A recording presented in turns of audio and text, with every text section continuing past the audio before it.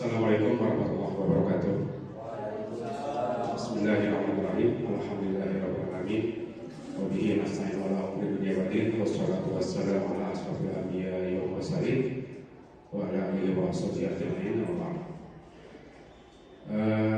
Yang terhormat Bapak Kepala Sekolah Bapak Ridwanudin, yang alhamdulillah pada kesempatan hari ini kita hadir dalam acara aksi nyata diskriminasi budaya positif di SMP Negeri 1 Bogor. Perlu kami ketahui bahwasanya ini adalah merupakan tugas daripada calon guru penggerak untuk pada kesempatan hari ini masuk kepada modul terakhir dari kegiatan yang pertama, yaitu aksi nyata diskriminasi budaya positif, yaitu pemahaman tentang penerapan budaya positif, disiplin positif di sekolah, terutama di SMP 1 guru-guru ini. Kami ucapkan banyak terima kasih yang sangat juga kepada guru-guru juga yang di sini hadir. Alhamdulillah, syukurillah, mudah-mudahan dengan apa yang kita lakukan pada kesempatan hari ini, mudah-mudahan Allah Subhanahu Wa Taala berikan jalan yang luar biasa sehingga kita bisa menerapkan hal ini di sekolah untuk masa yang akan datang. Amin ya Allah ya Rabbal Alamin. Sebelum acara ini dimulai, perlu saya kenalkan dulu bahwa saya Muhammad Sofyan, calon guru penggerak kelas 11 yang akan mulai untuk membuka acara ini. Namun sebelumnya ada sepatah dua patah kata yang akan disampaikan oleh Bapak Kepala Sekolah untuk mengetahui bahwa rangkaian ini bukan hanya sebatas untuk proses sosialisasi, tapi bagaimana kita menindaklanjuti ataupun memahami arah ke depan sekolah ini, bagaimana seorang guru menghadapi muridnya di masa yang akan datang. Untuk itu waktu dan kami persilakan.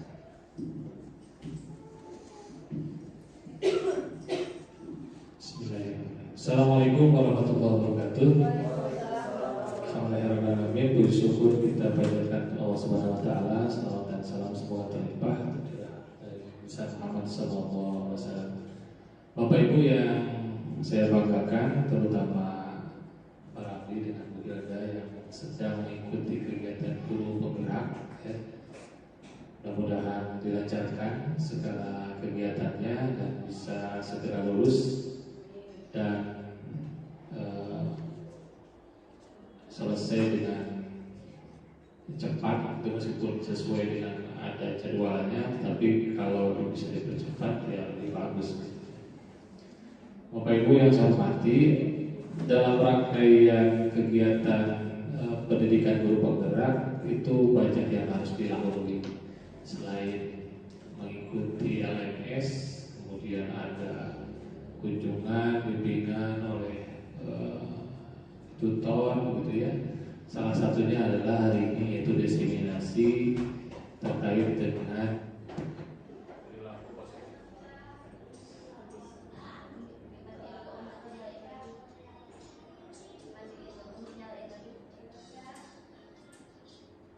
perangkat dihidupkan.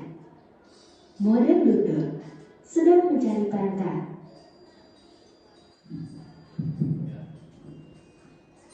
Jadi salah satunya adalah diskriminasi. Yang namanya diskriminasi berarti itu menyampaikan apa yang sudah dipahami, disampaikan kepada orang lain dengan tujuan untuk menyebar luaskan kebaikan. Yang akan didefinisikan sekarang adalah tentang budaya positif. Artinya dalam proses pembelajaran di guru penggerak itu ada hal-hal yang dibahas atau didiskusikan tentang bagaimana budaya positif itu harus diciptakan di semua sekolah. Nah, sebelum ke sekolah yang lain, sebelum sekolah yang baru, mungkin Bu Hilda atau Pak Ramli atau nanti juga mungkin Bu Mut ya ditempatkan di sekolah baru sebagai kepala sekolah, insya Allah, maka kita harus mencoba melaksanakannya di sekolah kita tercinta ini, di SMP 1 Gunung Guru. bagaimana budaya positif itu bisa ada, terwujud, tergambar dalam kehidupan kita dari mulai hari Senin sampai hari Jumat setiap hari. Tentu saja budaya positif di sini sebenarnya tidak hanya budaya yang dilakukan oleh guru saja, tetapi oleh tenaga kependidikan, termasuk juga oleh para siswa. Segala sesuatu yang berbau positif tentu sesuatu yang bagus, ya. Seperti misalnya Bu Cucu sekarang sudah positif, gitu ya. Ibu Agi sudah positif, ya. Bu Cucu ya positif. Papa positif. Negatif segala. Nah, jadi hal-hal yang positif itu sering menggembirakan gitu. Jadi kabar gembira bagi kita. Termasuk juga hal-hal perilaku positif.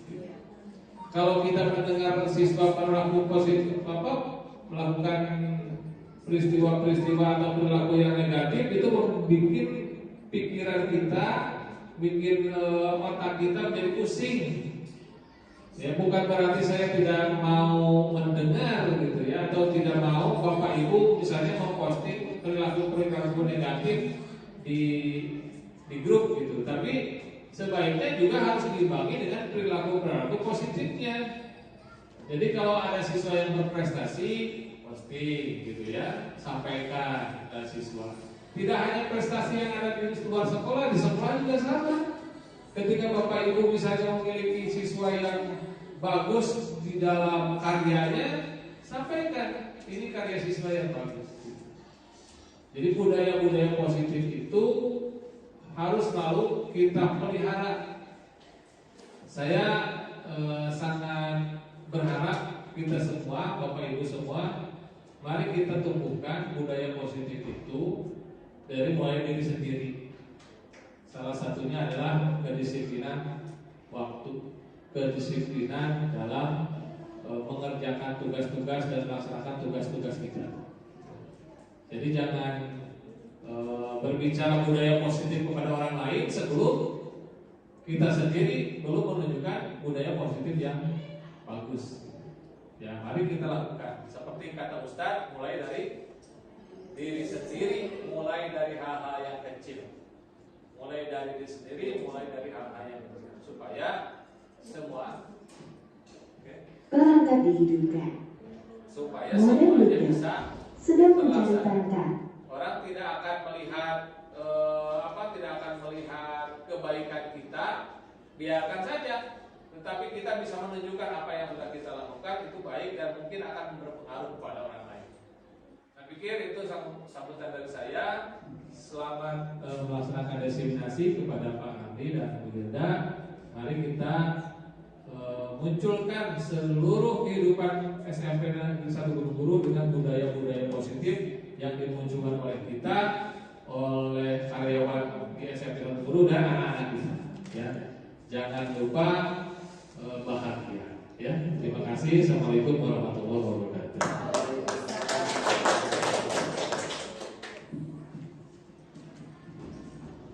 Terima kasih sambutan sepatah dua kata dari Bapak Kepala Sekolah.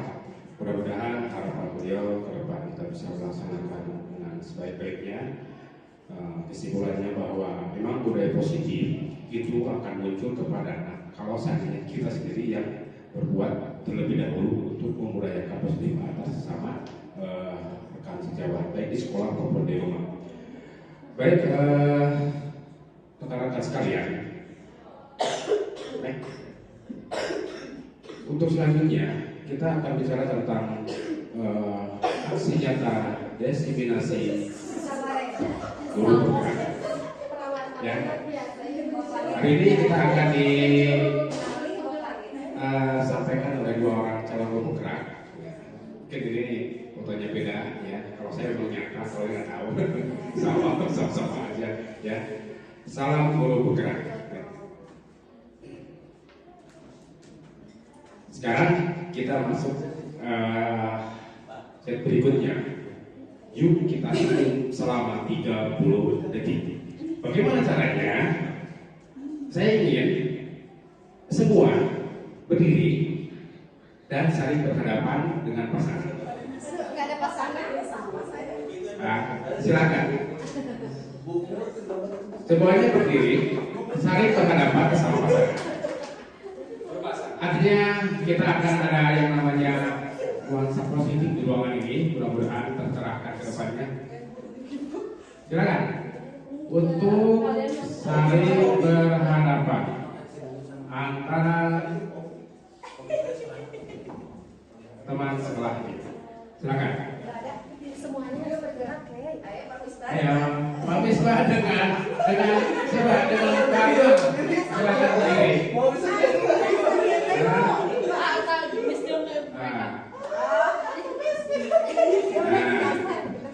Ini prinsipnya senyum yang harus dipaksakan. Yang nantinya juga akan senyum dengan ikhlas. Saya hanya minta bahwa nantinya kita ada keikhlasan dalam senyum itu sendiri, bukan karena ada terpaksa. Ya. Saya minta senyumnya jangan dibuat-buat, tapi senyumnya benar-benar keikhlasan. Caranya, pertama pandang mata masing-masing pasangannya, ya.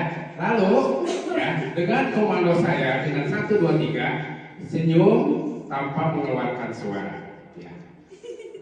Boleh ya? Pandang mata masing-masing pasangannya. 1, 2, 3. Senyum.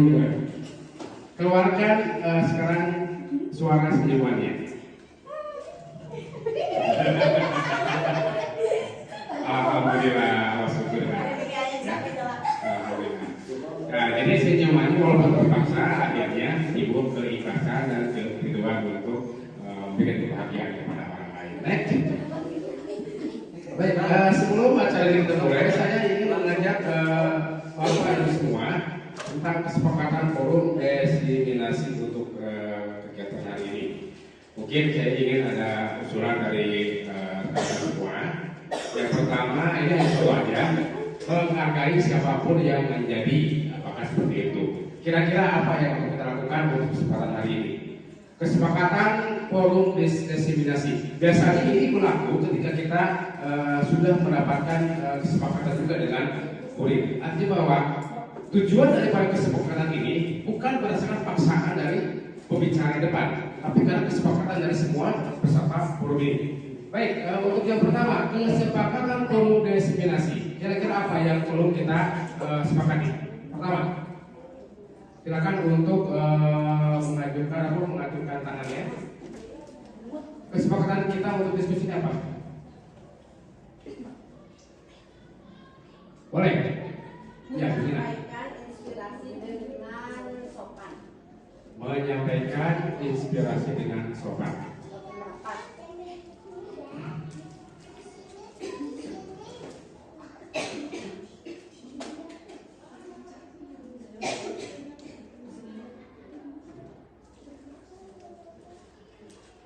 Bawah atas. Menyampaikan pendapat dengan sopan. Menyampaikan menyampaikan pendapat dengan sopan. Yang kedua, apa yang akan kita lakukan untuk hari ini supaya berjalan diskusi dengan lancar? Tidak mengobrol dalam diskusi yang berlangsung. Ya, tidak mengobrol. Boleh diganti dengan tertib. Tertib boleh. Gunakan kata-kata yang sopan. Tertib. Tongkat gosip. Tongkat gosip. Yang ketiga,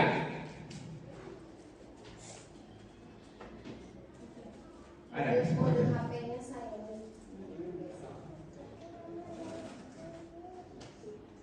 coba. Oh, itu harus dipercaya. Enak ya. Tidak mengaktifkan atau mengaktifkan HP dengan suara silent. HP silent. Wadah silent. Berikutnya.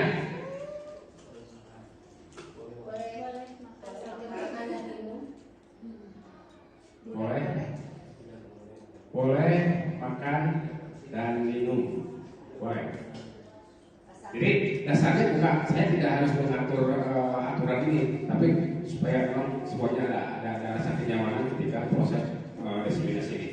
Berikutnya ada yang lain. Menghargai perbedaan pendapat. Menghargai perbedaan pendapat. Kalau memang sudah bisa cukup menjadi masalah. Tapi kalau memang masih ada, silakan untuk menyampaikan. Ada lagi?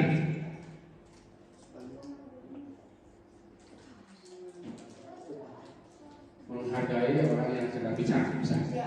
Oke. Menghargai pendengar yang baik. Oke, maksudnya pendengar yang baik. Apa? Kata pendengar yang baik. Pendengar yang baik. Sudah cukup segitu? Cukup. Oke. Ini kesempatan yang sudah kita lakukan. Yang pertama adalah menyampaikan pendapat dengan sopan, ya, tertib dalam artian bahwa kita tidak mengobrol pada saat proses penyampaian materi itu langsung, dan HP tolong di silent, boleh makan dan minum, tapi dengan tetap memperhatikan apa yang menjadi fokus pembicaraan. Yang berikutnya adalah menghargai perbedaan pendapat, wajar karena memang masing-masing punya keinginan opini masing-masing dan menjadi pendengar yang baik. Baik.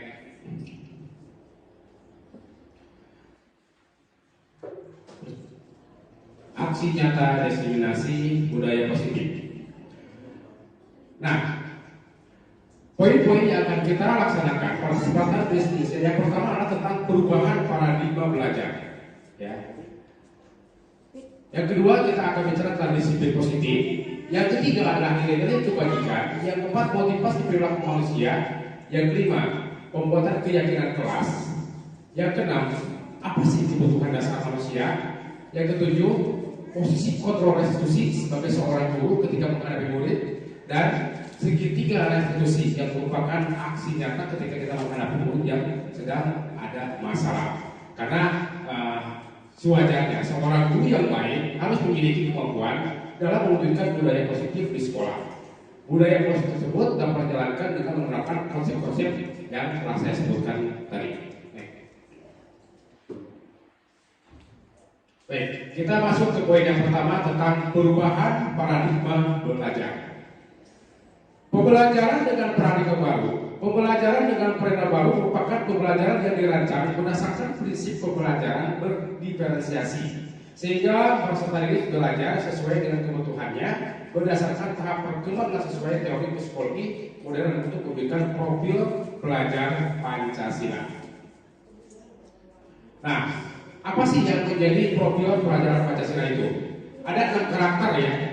Yang pertama adalah beriman, bertakwa kepada Tuhan Yang Maha Esa dan berakhlak mulia. Nah, kita sudah laksanakan seperti itu. Mudah-mudahan dengan apa yang kita upayakan setiap hari kita melaksanakan sholat duha kepada anak dan juga pelaksanaan daripada P5 ini akan menjadikan anak lebih berakhlak mulia. Yang kedua adalah mandiri. Kita menciptakan anak yang bisa mandiri dalam hal yang positif tentunya. Yang ketiga adalah berkebinekaan global. Artinya kita menghargai segala perbedaan karena prinsipnya kita tahu bahwa anak hadir di sekolah ini karena dengan berbagai keberagaman hidup dari mulai rumah sampai ke sekolah, baik itu secara suku bangsa ataupun secara prinsip hidup masing-masing. Ya, ketika disatukan di dalam satu sekolah. Yang selanjutnya adalah bergotong royong, timbul rasa keinginan untuk bahwasanya kita sebagai manusia yang mencintai kebersihan, kita mencintai yang namanya kebersamaan, maka perlu dibangun untuk sekolah kita. Adanya kreatif, menciptakan anak yang kreatif akan membuat kita menjadi bangga kepada mereka karena akan menciptakan gagasan-gagasan yang luar biasa dan bernalar kritis. Itu adalah tentang 6 karakter dalam profil pelajar Pancasila. Nah, ada miskonsepsi tentang teori kontrol, ya. Miskonsepsi tentang teori kontrol, ilusi guru mengontrol murid, ya. Hal yang salah sebetulnya. Ada ilusi bahwa semua pembuatan positif efektif dan bermanfaat. Yang berikutnya adalah ilusi bahwa kritik dan merasa rasa bersalah maupun menguatkan karakter. Dan yang terakhir adalah ilusi bahwa orang dewasa berhak memaksa. Nah ini yang sering kita lakukan tentang teori kontrol. Berikutnya, merubah paradigma stimulus respon ke pendekatan teori kontrol. Realitas kebutuhan kita semua. Untuk stimulus responnya. Sedangkan teori kontrolnya, realitas kebutuhan kita berbeda. Ya, artinya tidak harus memaksakan bersamaan kebutuhan. Kita yakin bahwa kebutuhan anak itu berbeda. Yang kedua, semua orang melihat hal yang sama, tapi kita yakin dalam teori kontrol setiap orang memiliki gambaran yang berbeda. Artinya menghargai pendapat masing-masing orang. Kita mencoba mengubah orang agar berpandangan sama dengan kita. Itu faktor pemaksaan. Tapi kita harus berusaha memahami bahwa pandangan orang lain tetap tentang dunia itu akan berbeda. Perilaku buruk dilihat sebagai suatu kesalahan, tapi untuk teori kontrolnya semua perilaku memiliki tujuan, memiliki alasan. Orang lain bisa mengontrol saya, hanya Anda yang bisa mengontrol diri Anda sendiri.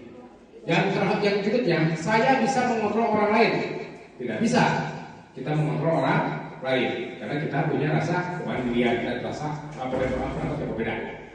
Pemaksaan ada pada saat rujukan gagal, ya, rujukan gagal. Adanya kolaborasi dan konsensus menciptakan pilihan-pilihan baru untuk teori kontrolnya. Next. Nah, sekarang kita masuk ke bagian yang kedua tentang disiplin positif. Apa itu disiplin positif? Disiplin positif merupakan suatu cara penerapan disiplin yang mengajarkan anak bertanggung jawab dan menumbuhkan kesadaran diri berdasarkan nilai-nilai kebajikan. Disiplin positif ini, ya, lebih ke arah disiplin diri yang dapat mengontrol diri dalam melakukan segala tindakan. Disiplin diri dapat membuat murid memahami dan menyadari berdasarkan motivasi internal, bukan akibat paksaan, ujian ataupun hukuman. Nanti kita akan bicara tentang bagaimana melakukan murid seandainya punya kesalahan dan bagaimana menerapkan rasa disiplin, rasa kepada anak agar mereka tidak harus disiplin oleh kita. Selanjutnya, apa sih nilai-nilai kebajikan, ya, yang harus kita ketahui? Oke, untuk nilai-nilai kebajikan adalah sifat-sifat positif manusia yang merupakan tujuan mulia yang ingin dicapai setiap individu.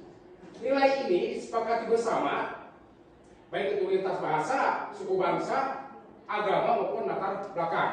Nah, contoh dalam profil pelajar Pancasila, nilai kebajikan satunya adalah beriman, bertakwa kepada Tuhan Yang Maha Esa dan berakhlak mulia. Yang kedua adalah nilai kebajikan anak bisa mandiri. Yang ketiga anak bisa benar kritis.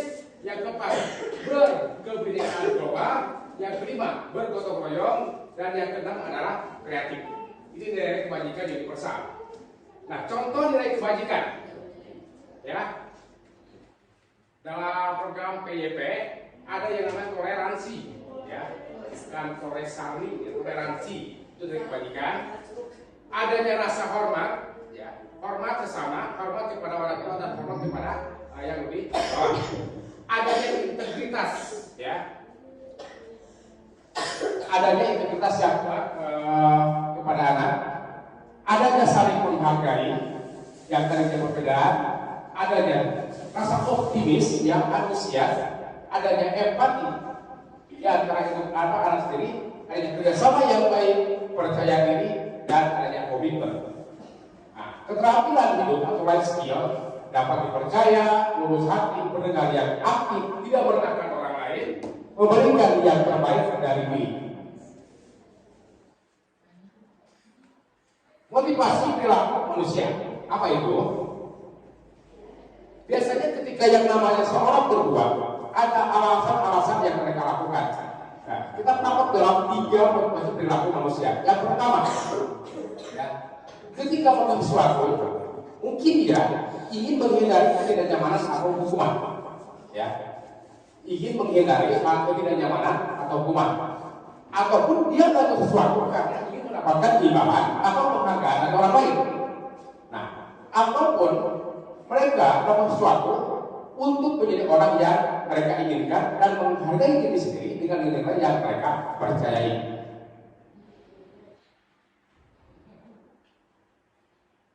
Kita masuk pada keyakinan sekolah atau kelas. Apa itu keyakinan sekolah atau kelas? Keyakinan sekolah apapun kelas ini yang kita lakukan pada saat kita sebelum proses pembelajaran berlangsung. Di sini guru berperan dalam mewujudkan terbentuknya keyakinan sekolah apapun kelas dengan adanya kesepakatan antara guru dan murid. Keyakinan sekolah ataupun keyakinan kelas berupa pernyataan-pernyataan universal yang mudah diingat dan dipahami dan harus diterapkan di sekolah ataupun di lingkungan sekolah itu sendiri. Nah, contoh ini keyakinan kelas yang telah dibuat. Artinya bahwa apa sih bedanya keyakinan kelas? Ada satu pertanyaan. Beda tidak yang namanya keyakinan kelas dengan peraturan kelas? Bedanya apa?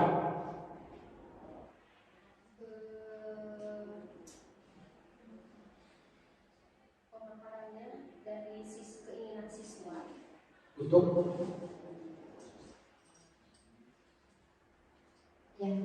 Saya akan coba menjawab. Kalau untuk keyakinan kelas itu sesuai dengan siswa untuk menertibkan beberapa hal yang bermaksimal kelas. Kalau peraturan berarti tidak boleh menggunakan kata-kata yang mungkin kurang positif untuk siswanya. Dan ada hukuman kalau untuk peraturan biasa. Kalau keyakinan kelas, mereka belajar sendiri bagaimana memaknai setiap hal-hal yang dibuat atau hal-hal yang bisa mereka mengerem beberapa hal yang mereka lakukan untuk hal yang kurang baik.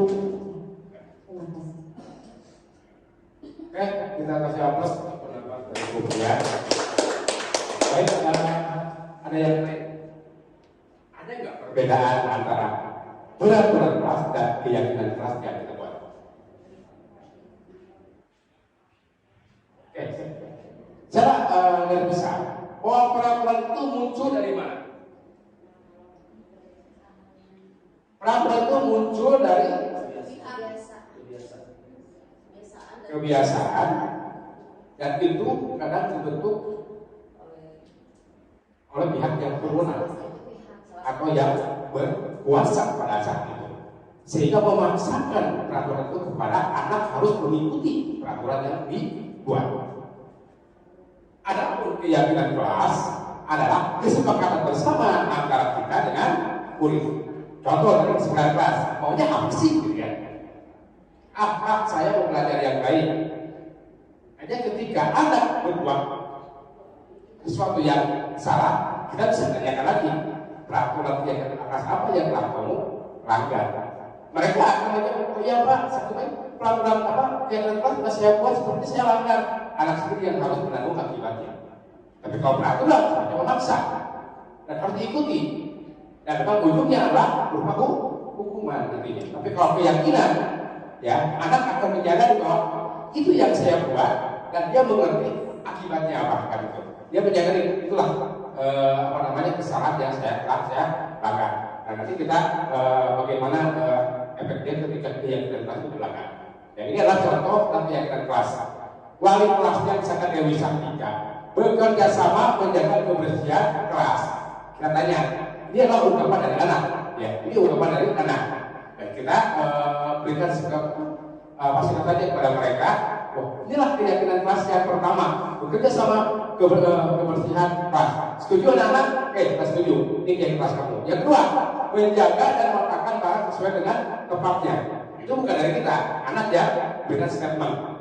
Berikutnya, mengerjakan tugas tepat waktu. Saling peduli, menghargai dan saling membantu sama lain yang tidak tepat waktu dan aktif di kelas. Nah, banyak berseliweran sekarang yang namanya keyakinan kelas yang dijual begitu aja di tempat-tempat umum. Itu bukan hal yang positif bagi saya. Karena keyakinan kelas dibuat bukan dari orang lain, tapi adalah kesepakatan mereka dengan pihak kualitas butuh sendiri. Ada kemungkinan kelas yang satu dengan kelas yang lain akan berbeda dalam keyakinan kelasnya. Itu harus diketahui berdasarkan ungkapan ataupun pendapat dari anak didik kita. Nah, contoh keyakinan kelas yang lain. Setiap anggota kelas perlu belajar, senang, melakukan tugas, saling menghargai, merasa aman. Selalu bersikap positif, senantiasa menjadi diri yang terbaik, percaya dan menghormati orang lain serta barang miliknya. Berkomitmen terhadap setiap tugas, senantiasa membantu dan hormat. Kami meyakini bahwa sangat penting untuk menghormati semua orang dan barang milik orang lain. Bekerja, kami meyakini bahwa sangat penting untuk mengerjakan segala pekerjaan atau mengikat setiap tugas yang diberikan.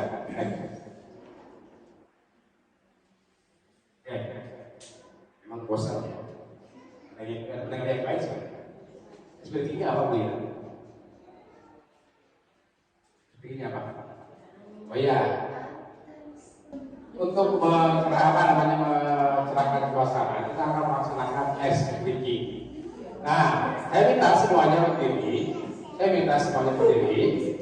Ya, contoh yang ada di dalam gambar ini. Ya, untuk menjaga suasana supaya tidak baik. Rekan-rekan semuanya, silakan untuk bersiap. Kita akan melakukan gerakan tangan. Ya, silakan ke tangan saja.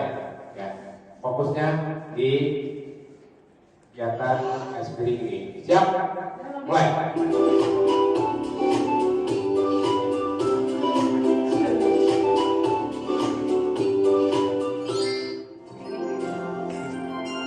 Tangan ke atas menggapai kita, tangan ke samping burung yang terbang, tangan ke depan ikan berenang, duduk yang rapi siap berdoa. Putar-putar, tangan diputar, gulung-gulung, tangan digulung, pulang melingkar.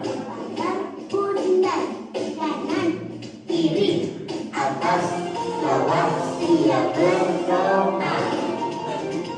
Satu jari kanan, satu jari kiri, bergabung menjadi dua jembatan panjang. Dua jari kanan, dua jari kiri, bergabung menjadi tampang. Dua kamera ceker. Tiga jari kanan, tiga jari kiri, bergabung menjadi tampang.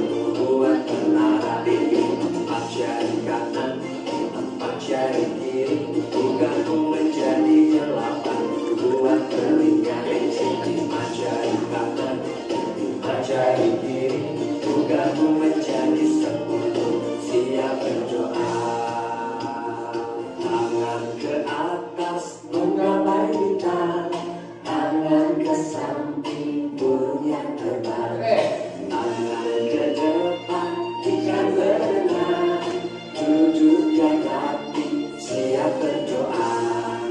putar-putar, tangan diputar, gulung-gulung, tangan digulung, bulan melingkar, dipandang pundak, kanan, kiri, atas, bawah, siap berdoa. Satu jari kanan, satu jari kiri, bergabung menjadi dua jembatan panjang. Dua jari kanan, dua jari kiri, bergabung menjadi tampang. Dua kamera ceker. Tiga jari kanan, tiga jari kiri, bergabung menjadi tampang. Dua menara tinggi. Empat jari kanan, empat jari kiri, bergabung menjadi delapan. Dua telinga licin. Lima jari kanan, lima jari kiri, bergabung menjadi 10.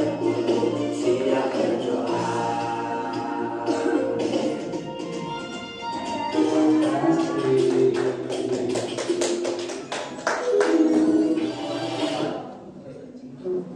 Bismillahirrahmanirrahim.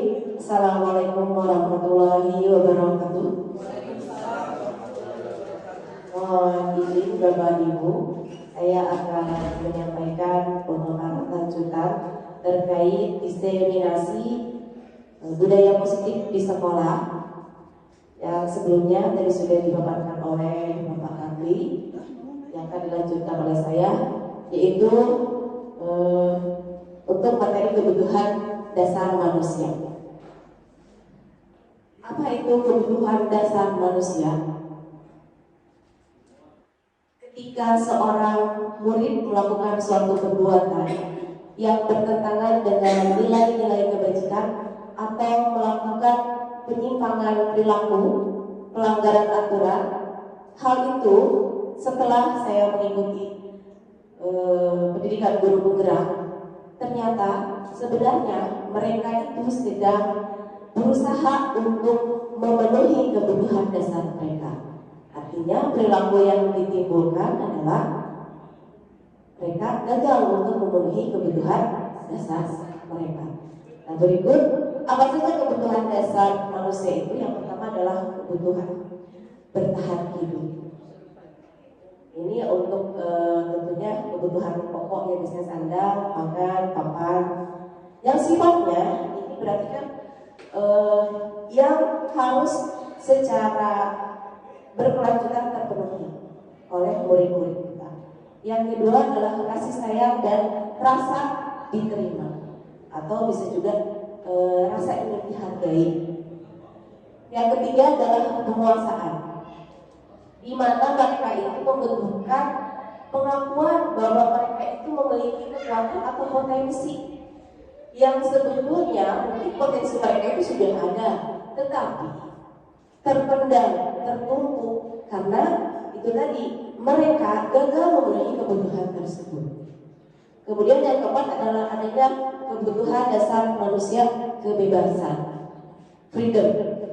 Jadi mereka ingin merasa bahwa mereka punya hak untuk bebas, ya tidak harus dengan dikekang oleh aturan. Makanya tadi di awal dijelaskan oleh Pak Rami bahwa kita sebisa mungkin tidak lagi memaksakan kehendak kepada murid untuk mengikuti aturan, tetapi bagaimana menerapkan keyakinan kelas.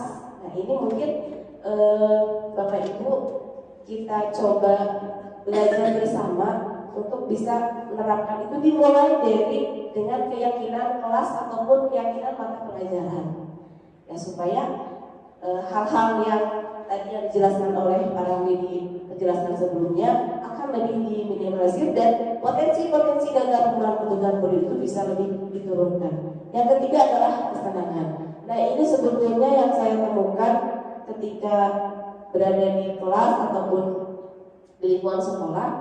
Anak itu ketika ditanya, kenapa kamu berbuat hal seperti itu?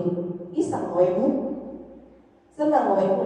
Senang itu berarti melihat teman-temannya ketika temannya melihat menangis, ada yang merasa senang. Ketika sekarang barang temannya hilang, ada yang merasa senang. Nah itu mungkin hal yang muncul ketika memang kebutuhan dasar mereka terkait kesenangan atau kebahagiaan itu tidak terpenuhi. Next. Nah di sini ada studi kasus. Ibu Putri, guru wali kelas 91, sedang bingung menghadapi ulah salah satu murid di kelasnya, yaitu Tommy. Beberapa anak telah mengeluhkan Tommy yang seringkali meminta bekal makan siang mereka dengan paksa. Jika Anda menghadapi situasi seperti Ibu Putri, apa yang akan Anda lakukan? Dan menurut Anda kira-kira apa alasan Doni melakukan hal itu? Nah, di sini untuk lanjutannya alasan Doni yang pertama, karena ia lapar dan orang tuanya tidak membawakan bekal makan siang. Maka kebutuhan dasar Tommy yang sedang berusaha Tommy penuhi di sini adalah kebutuhan untuk bertahan hidup atau survival, karena tadi lapar. Lanjut, yang kedua, karena dia merasa senang temannya jadi memperhatikan dia. Ketika temannya melakukan tindakan itu pada gurunya, dan gurunya kemudian memberitahu orang tuanya, sehingga orang tua jadi memperhatikan dia, maka kebutuhan dasar yang sebenarnya sedang dipenuhi Tommy itu adalah sayang dan rasa ingin diterima. Selanjutnya, yang ketiga, karena temannya jadi takut dengan dia dan menuruti keinginannya, maka Tommy di sini berusaha untuk memenuhi kebutuhan dasarnya akan kekuasaan. Mungkin dalam kasus yang sebenarnya proses perilaku anak itu kan ada yang sampai memaksa. Gimana supaya keinginan terpenuhi? Apalagi yang kalau sudah laki-laki, anak laki-laki terutama, kalau lapar, gimana caranya? Supaya perutnya kenyang. Nah ini mungkin perilaku yang muncul akhirnya didasarkan karena kebutuhan akan tadi. Kemudian yang keempat, karena dia merasa bosan dengan bekal makanan yang dibawakan ibunya dari rumah, karena ibunya selalu membakar bekal yang sama, misalkan saya ceplok doang tiap hari. Nah itu kan membuat dia bosan. Nah karena itu dia mencoba tertarik dengan makanan teman-temannya yang mungkin aneka ragam atau lebih banyak jenisnya. Nah maka sikap Tommy seperti ini maka upaya dia untuk memenuhi kebutuhan dasarnya untuk memiliki kebebasan. Dia punya keinginan untuk bisa membeli menu makanan yang dia sukai atau inginkan. Next. Yang kelima, karena ia melakukan tersebut, melakukan tersebut karena iseng atau senang melihat ekspresi temannya kesal ketika makanannya diambil. Berarti Tommy di sini adalah sedang berusaha memenuhi kebutuhannya atas kesenangannya. Yang tadi saya sampaikan di awal, dia senang kalau melihat temannya menderita. Lihat ekspresi temannya yang kesal, dia senang. Ada Bapak Ibu di sekolah kita, di lingkungan kita? Ada. Lalu bagaimana sikap kita? Biasanya seperti apa Bapak Ibu? Kesal ya Bu ya? Dimarahin. Kenapa mereka kamu teh? Ya ternyata setelah saya pun banyak diberikan materi di Gunung Merak, oh saya merasa sedih, saya khawatir gimana kalau anak-anak itu ternyata ada yang sampai tidak menerima dilakukan seperti itu. Karena mungkin saya dikenal juga oleh Bapak Ibu guru memiliki karakter yang seperti apa. Nah, mudah-mudahan dengan adanya inseminasi ini, saya selaku pribadi juga memberikan perubahan yang lebih baik ke arah yang lebih baik.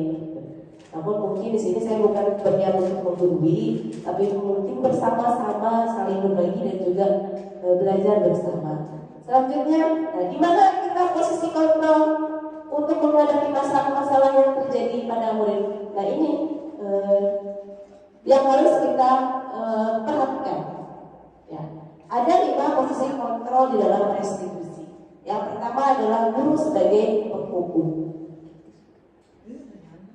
Ini biasanya yang sudah pernah saya lakukan juga. Karena tadi kaitannya dengan peraturan. Kalau misalkan melanggar, ada hukuman. Nah berarti ternyata saya waktu dulu itu posisi saya ada di sebagai penghukum. Kemudian yang kedua, guru sebagai pembuat merasa bersalah. Cirinya betul katanya lemah lembut. Saya pernah ini pernah beberapa.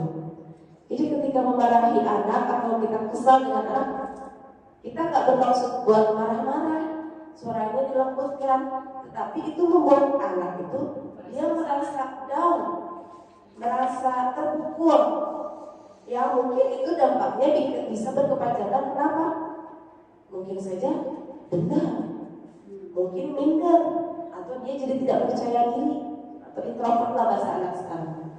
Itu pun saya merasa, iya ya, saya jadi khawatir, saya jadi takut kalau anak-anak akhirnya karakternya bukan bisa kita bawa untuk menerapkan budaya positif, malah justru sebaliknya menjadi karakter yang gagal, tidak bisa memenuhi kebutuhan dasar mereka. Yang ketiga adalah guru sebagai teman. Nah ini kita mengajak, membawa supaya kita itu tahu kebutuhan murid itu apa, kemudian kita masuk ke dunia mereka, yang akhirnya mereka itu juga kekurangannya tidak mandiri, karena mungkin setiap permasalahan yang mereka hadapi akan selalu bergantung ke kita. Ketika ada masalah A, apa bilang, Bu gini, Bapak gini, gimana ya? Memang mungkin ketika di posisi tertentu atau di waktu tertentu ini bisa diterapkan, tapi tidak serta-merta selamanya yang bisa digunakan. Ternyata setelah saya menyadari hal itu. Yang keempat adalah guru sebagai pemantau. Nah, kalau misalkan kita sudah ada keyakinan kelas, kesepakatan kelas, nah posisi guru di sini adalah sebagai pemantau, mengingat kan kita sudah ada kesepakatan. Ingat tidak bahwa kita punya kesepakatannya apa, sesuai tidak dengan kesepakatan. Nah ini berarti posisi kita sudah berada di guru sebagai pemantau. Yang kelima, guru sebagai manajer, di mana kita bisa mengelola kebutuhan murid, bagaimana kita bisa memahami ya karakteristik murid itu seperti apa. Nah memang sebetulnya idealnya posisi kontrol guru itu seharusnya ada di posisi kelima, yaitu sebagai manajer. Mustahil Bapak Ibu, ya manusiawi, karena kita juga adalah manusia, tempatnya salah. Nah 5 posisi kontrol ini mungkin saya contohkan ini aja ya, salah satu yang contohnya misalkan guru berbuat menghardik, menunjuk dan menyakiti atau menyindir. Nah itu berarti posisi kita ada di hukum. Kalau berbuat salah ya tadi berceramah mengatakan duluan, ibu kecewa kamu. Nah, itu tuh ternyata kalimat-kalimat yang bisa memberikan stigma yang negatif buat murid. Nah, kalau teman membuatkan alasan-alasan untuk murid, misalnya untuk sepatutnya berwarna putih, harusnya hitam, kan bu basah, kan bu. Oh ya sudah, berarti kalau misalkan basah nggak apa-apa ya, tapi lain kali jangan dilakukan lagi ya. Nah ternyata sikap seperti itu juga ada positifnya, tapi waktu dilakukan berkelanjutan banyak dampaknya. Belum sesuai. Pembantauan, menghitung dan mengukur. Itu tadi terkait dengan keyakinan kelas ataupun misalkan sudah ada komitmen dengan murid tersebut. Kan kemarin kita sudah ada, misalnya kita kan SP ya Bapak Ibu. Kan kemudian sudah ada SP, ada jangka waktu, atau misalkan ada hal yang sudah kamu janjikan, komitmenkan. Kenapa begini lagi terulang lagi? Nah, sikap pemantau itu seperti itu. Nah kalau manajer justru kita menggali penyelesaian masalah itu dari murid dengan mengajukan pertanyaan. Nah maka mungkin fokusnya kita di yang identitas berhasil atau sukses membangun kontrol diri murid. Harapannya murid itu bisa lebih menghargai dirinya sendiri, guru-gurunya, dan juga lingkungannya. Nah tadi untuk yang keduanya adalah apa yang kita yakini terkait dengan kesepakatan kelas, atau apa yang bisa kamu perbaiki untuk masalah yang terjadi, dan juga memberikan penguatan hasilnya kepada murid itu, di mana murid pun akan bisa menempatkan dirinya sebagai individu yang memiliki nilai positif dan menjadi lebih berkualitas. Dan bagaimana caranya bisa memperbaiki keadaan itu datangnya dari murid, ya, bukan berdasarkan tadi guru yang memberikan arahan atau memberikan solusi. Dampaknya murid itu akan bisa mengevaluasi,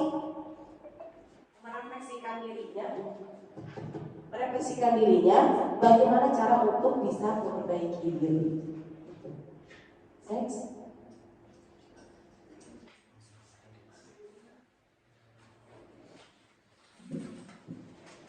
Nah, di sini tadi sudah disebut di mana posisi kontrol kita sebagai guru atau posisi guru untuk di dalam menerapkan restitusi itu ada di antara poin yang lima tadi, posisi manajer. Sebagai manajer, guru dapat berbuat sesuatu bersama murid, mempersilahkan murid bertanggung jawab dan mendukung murid agar dapat menemukan solusi. Ini foto pemanis sedang praktek restitusi kemarin. Nah, selain itu, posisi manajer juga mengacu pada restitusi yang dapat menjadikan murid sebagai manajer bagi dirinya sendiri sehingga dapat tercipta identitas positif pada diri murid. Atau kalau saya mau mengartikan gini, jadi yang tadinya murid itu keluar rel, kita kembalikan kepada jalur yang benar, kembalikan lagi kepada relnya supaya dia bisa kembali kepada lingkungannya. Nah, tadi pun mohon maaf Bapak Ibu, tadi saya sempat ngobrol dengan Ustaz dan juga Nabila dari kelas 82 terkait permasalahan yang mungkin sekarang sedang dihadapi Bapak Ibu juga. Tiga restitusi. Nah, apa sih segitiga restitusi itu? Jadi di sini di dalam penyelesaian permasalahan di dalam segitiga restitusi ada tahapan-tahapannya. Yang pertama adalah menstabilkan identitas, yang kedua memvalidasi tindakan yang salah.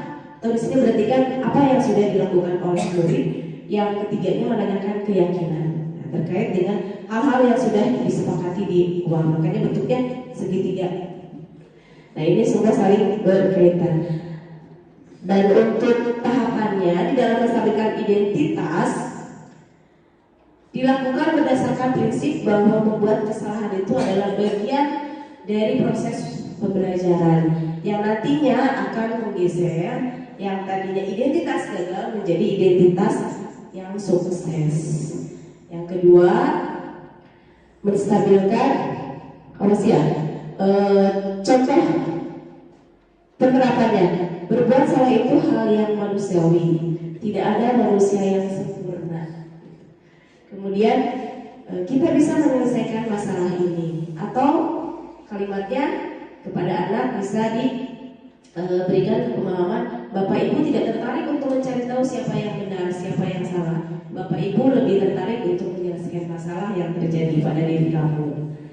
Nah, kalau kamu menyalahkan dirimu sendiri, apa kamu bersikap baik pada dirimu sendiri? Nah, berarti kan ini memunculkan dia itu bisa menghargai dirinya sendiri atau tidak dengan sikap yang sudah dia lakukan. Nah, tahapan yang kedua adalah memvalidasi tindakan yang salah. Validasi tindakan yang salah dilakukan berdasarkan prinsip bahwa setiap perilaku berupaya memenuhi suatu kebutuhan tertentu, sehingga guru atau orang tua akan bergeser dari pemikiran stimulus respon menjadi proaktif serta akan lebih mengenali dan membangun kebutuhan murid atau anak. Nah, ini contoh-contoh untuk membangun validasi tindakan yang salah. Kamu pasti punya alasan mengapa melakukannya, apa yang penting bagi kamu, atau kamu boleh tetap berusaha menjaga sikap itu, tapi tambahkan sikap yang lain atau yang baru. Atau juga seperti ini, maukah kamu belajar cara yang lain untuk mendapatkan yang kamu butuhkan tanpa harus memukul? Nah, ini disesuaikan mungkin ketika kasus atau permasalahan yang dihadapi oleh muridnya apa. Next, yang terakhir tahapannya adalah menanyakan keyakinan. Dilakukan dengan memberi pertanyaan-pertanyaan bermakna kepada murid atau anak untuk memunculkan motivasi secara intrinsik sehingga mampu mengaitkan keyakinannya dengan tindakan yang sama. Menurut kamu, nah ini contohnya, menurut kamu apa yang kamu lakukan sudah sesuai belum dengan keyakinan kelas? Atau di sini juga ada contoh apa nilai yang kita percaya di sekolah kita terkait dengan aturan. Nilai-nilai apa yang pernah kita sepakati? Kelas yang ideal itu seperti apa sih? Kamu ingin jadi anak seperti apa? Apa yang kamu rasakan ketika melakukan itu? Kamu menjadi orang seperti apa? Nah, mungkin itu kalimat-kalimat yang bisa menjadi pancingan sehingga anak itu bisa mengevaluasi dirinya dan bisa memunculkan sisi positif untuk bisa menyelesaikan permasalahan. Nah, ini adalah contoh penerapan segitiga restitusi yang saya lakukan untuk kasus 1. Nah, ini adalah Mariam sebagai ketua kelas mengingatkan teman-temannya agar tidak ribut.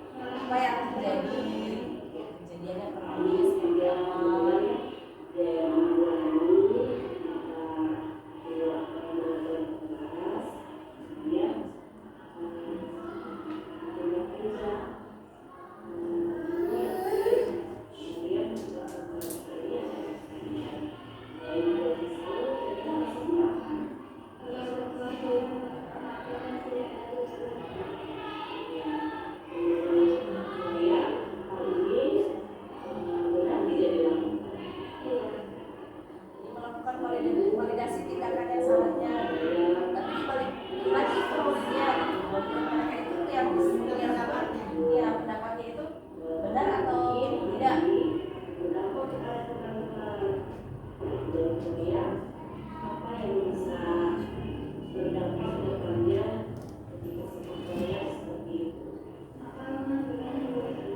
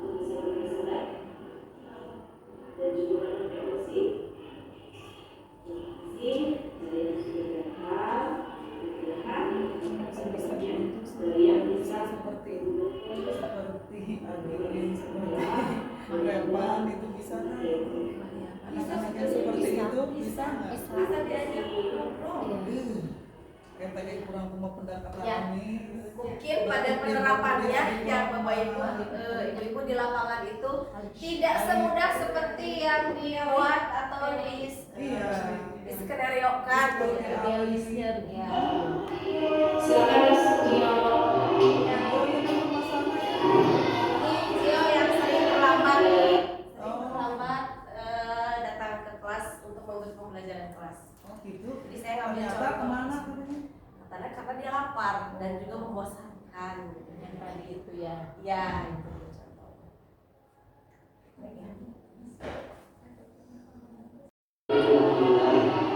Ibu nama saya kita membahas juga ya. Dia tahu tidak alasan kenapa ibu menunjuk saya.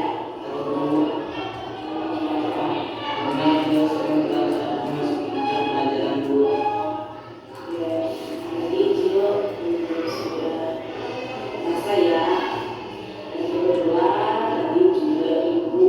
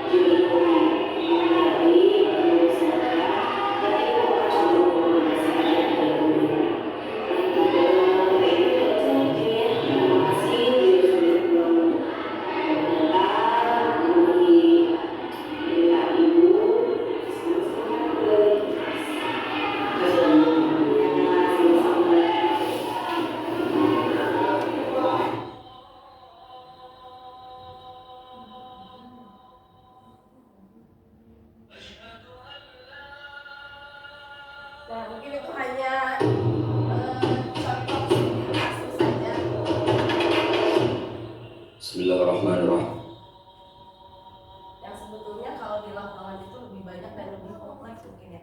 Terkait juga sekarang kondisi di rumah, gitu. Misalkan sekarang banyaknya kebutuhan para murid yang ternyata di rumahnya yang belum terpenuhi. Efeknya di sekolah banyak hal-hal yang mungkin mereka lakukan untuk bisa memenuhi kebutuhannya. Nah, untuk penyampaian materi dari saya mungkin cukupkan sekian. Nah, barangkali ada yang perlu di-sharingkan atau pengalaman Bapak dan Ibu yang bisa dikemukakan pada pertemuan hari ini. Ibu silakan. Ada? Boleh? Assalamualaikum warahmatullahi wabarakatuh. Waalaikumsalam warahmatullahi wabarakatuh. Terima kasih atas kesempatannya. Begini, dari sejak pertama pertemuan di kelas, maaf ya, 9 ada 3 anak dari pertama sampai pertemuan ketiga ya, kemarin Selasa itu belum sama sekali masuk. Padahal tasnya ada. Kata teman-temannya dia itu kabur. Nah, kata teman-temannya. Bagaimana? Karena ini sudah 3 kali ya. Bahkan yang ketiga kali itu dia nggak masuk. Disitunya apa? Dan kita sudah cross check dengan wali kelasnya. Wali kelasnya juga sudah berusaha, tapi ada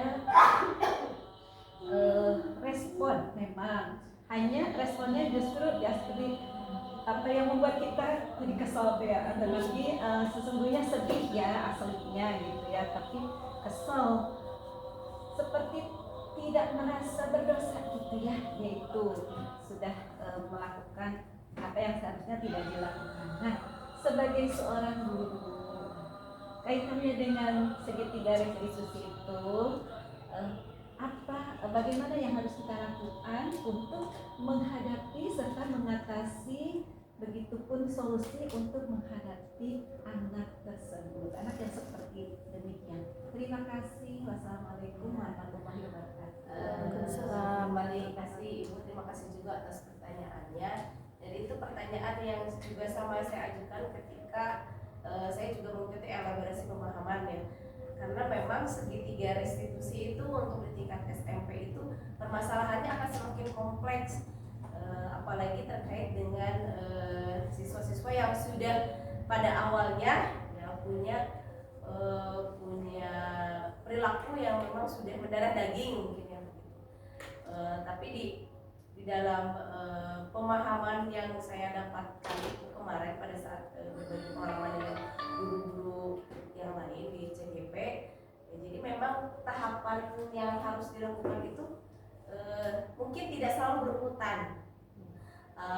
Mana dulu tahapan yang bisa kita lakukan. Artinya ketika memang ada yang perlu dikonfirmasikan, mungkin yang langkah pertama adalah kita duduk bersama dengan murid tersebut, ketiga murid tersebut.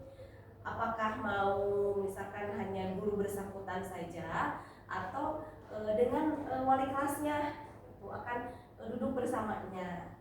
Nah, terkait mungkin nanti apakah di kelas tersebut ada kesepakatan, itu mungkin bisa dikesampingkan dulu. Tapi yang jelas di sini anak harus diberikan pemahaman bahwa tindakannya itu salah dan kita mengembalikan identitas murid itu kepada identitas yang sebenarnya. Dengan tadi tahapannya bisa menanyakan dulu kenapa alasannya melakukan hal demikian pada saat jam pelajaran ibu, atau misalkan sekarang kendalanya apa. Ketika memang anak itu sudah bisa meluapkan perasaan dia, hal-hal yang membuat dia itu merasa tidak nyaman, nah kita tidak dulu, sudah pasti Bu saya pun pernah menghadapi seperti itu gitu, yang awalnya kita letak-letak gitu, tapi pada saat luar biasa menahan rasa kesal itu dengan nafas yang panjang itu Bu, ketika memang anaknya tidak memberikan jawaban yang tidak kita harapkan, saya memahami perasaan ibu juga ketika itu kita tidak lagi berusaha untuk mengontrol mereka, karena hal itu adalah hal yang mustahil ketika kita mengatur atau mengontrol mereka itu sesuai dengan keinginan kita. Itu yang saya sadari. Jadi bagaimana justru kita mengontrol diri sendiri dan mencoba memberikan pertanyaan balik ke mereka untuk memvalidasi hal yang tidak baiknya menurut mereka, versi mereka. Menurut kamu ketika kamu melakukan itu perasaan saya gimana? Tahu nggak? Ketika di situ ada proses komunikasi untuk saling memahami personal satu sama lain gitu, antara guru dengan murid. Dan kita pun jadi tahu kenapa murid itu melakukan hal seperti itu, karena kita pun berusaha untuk memahami perasaan mereka seperti apa.